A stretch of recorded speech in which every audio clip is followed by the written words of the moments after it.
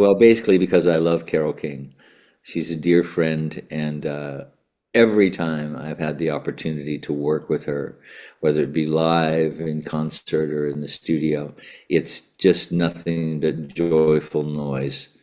And the fact that she kind of broke the glass ceiling, for female singer-songwriters, it just she's amazing, and she deserves it. And the body of her work speaks for itself.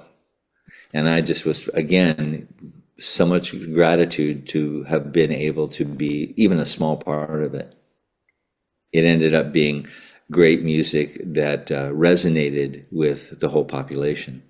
Yeah, it did. And you mentioned resonating. It's something that still resonates to this day. I mean, 2016, I think Carole King came over to Hyde Park in London and performed the album all the way through. And the crowd, it was 65,000, but it was from teenagers all the way upwards. And why do you think it is then that music has stood the test of time and still resonates with all the different generations?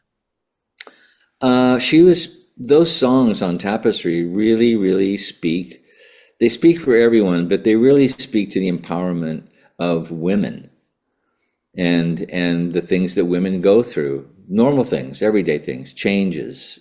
And, no one was doing that quite the same way Carol was. And Carol kind of became every woman in that album. And that resonates and that connects. And anything that connects and resonates with women eventually connects and resonates with men because it has to. Another incredible female artist, another incredible record as well. We're talking about Joni Mitchell with Blue. Joni Mitchell is so many things. She's an artist in every sense of the word. Every medium that you can think of, she's touched. I personally think that Joan is a great percussionist. She's a great drummer.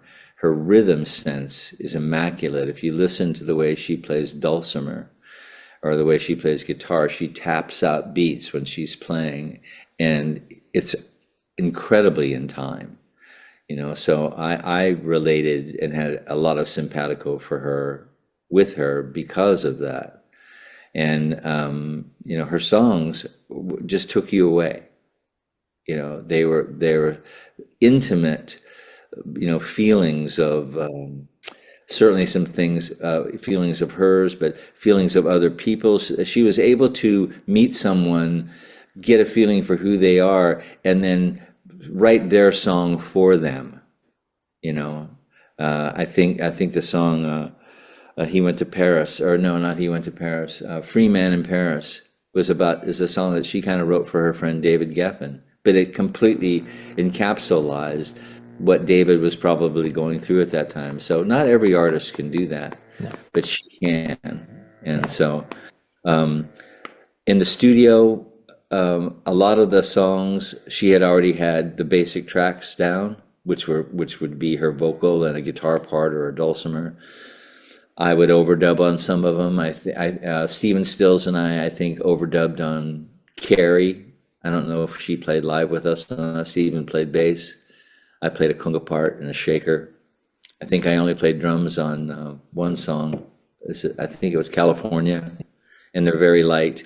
The drums and the percussion are very subtle on that album, but they play a part.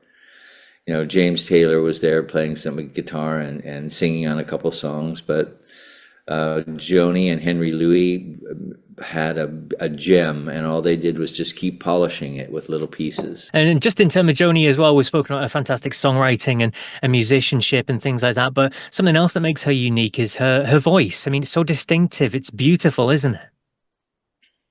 It's gorgeous, and even now when she performs, which everyone is so grateful for, that she has recovered so brilliantly and is able to go out there, and even though her voice is a little smokier than it was always smoky, but it's just a little bit more smoky, and I mean that in a great way. I love smoky voices, but it has nothing to do with smoke.